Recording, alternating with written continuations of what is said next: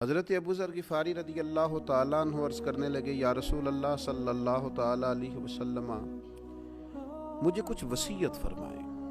اب اس طلب کے ساتھ اور اس کیفیت کے ساتھ جب صحابہ عرض کرتے تھے تو پھر نبی پاک علیہ السلام کی رحمت بھی چھما چھم برسا کرتی تھی، اور وہ علم و حکمت کے خوبصورت قطرے جو صحابہ پر برسا کرتے تھے، ان کا فیض اللہ تعالیٰ نے امت مسلمہ کو بھی عطا فرمایا۔ اور صحابہ نے جب ان باتوں کو روایت کیا اور محدثین نے جب ان کو نقل کر کے محفوظ کر کے امت تک پہنچایا، تو ہماری روحانی تربیت کے لیے، ذہنی آسودگی کے لیے، دل کے بند دریچے کھولنے کے لیے وہ عظیم سرمایہ ہمیں میسر آیا۔ حضرت ابو ذر غفاری رضی اللہ تعالیٰ عنہ جب عرض گزار ہوئے کہ یا رسول اللہ صلی اللہ تعالیٰ علیہ وسلم، مجھے کچھ وصیت فرمائیے، تو نبی پاک علیہ الصلوۃ والسلام نے فرمایا، میں تم کو اللہ تعالیٰ سے ڈرتے رہنے کی وصیت کرتا ہوں، کیونکہ یہ تمہارے کاموں کو بہت سوار دینے والی چیز ہے۔ یعنی حضور نے وصیت بھی فرمائی اور اس وصیت کی حکمت بھی بیان کی، اس پر عمل کرنے سے جو خوبصورت نتیجہ برآمد ہوگا وہ نتیجہ بھی بیان فرمایا۔ میں تمہیں اللہ تعالیٰ سے ڈرتے رہنے کی وصیت کرتا ہوں، یہ تمہارے سب کاموں کو سوار دینے والی چیز ہے۔ سیدنا ابو ذر رضی اللہ تعالیٰ عنہ عرض کرنے لگے، یا رسول اللہ کچھ اور وصیت فرمائیے۔ تو نبی پاک علیہ الصلوۃ والسلام نے فرمایا، میں تمہیں قرآن مجید کی تلاوت اور ذکر الہی کو اپنے اوپر لازم کر لینے کی وصیت کرتا ہوں۔ اس کا فائدہ یہ ہوگا، جب تم قرآن مجید پڑھو گے، ذکر الہی کرو گے، تو فرمایا تمہارا ذکر آسمانوں میں ہوگا اور زمین میں یہ تمہارے لیے نور بنے گا۔ حضرت ابو ذر رضی اللہ تعالیٰ عنہ کا شوق یوں لگتا ہے اور دوبالا ہو رہا تھا۔ عرض کی، حضور کچھ اور وصیت فرمائیے۔ تو نبی پاک علیہ الصلوۃ والسلام نے فرمایا، طویل خاموشی کو اختیار کرو، دیر تک چپ رہا کرو۔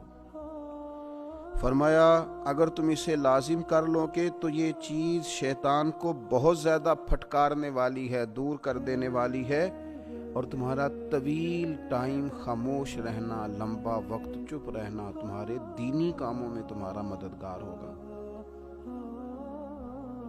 حضرت ابو ذر غفاری رضی اللہ تعالیٰ عنہ نے عرض کی، یا رسول اللہ کچھ اور فرمائیے۔ تو حضور نے فرمایا، بہت زیادہ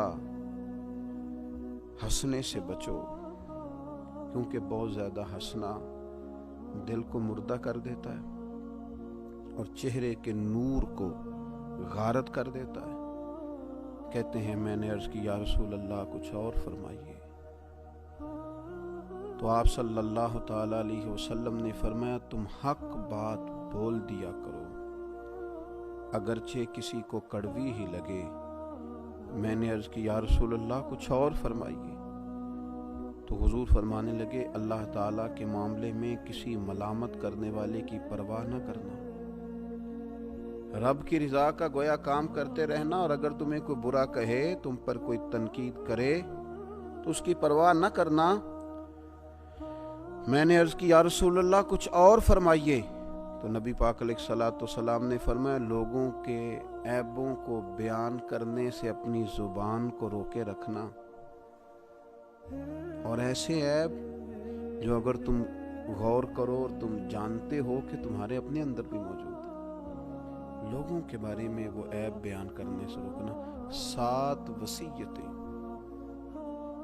اللہ کے محبوب علیہ السلام نے سیدنا ابو ذر غفاری کو عطا فرمائی۔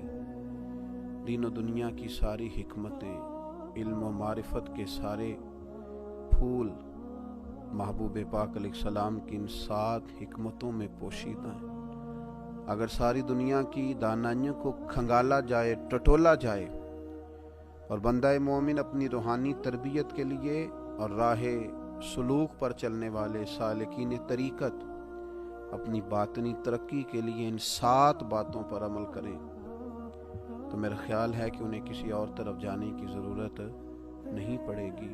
اللہ کریم ہمیں اپنے محبوب پاک علیہ السلام کی ان خوبصورت باتوں پر عمل کرنے کی خاص توفیق عطا کرے۔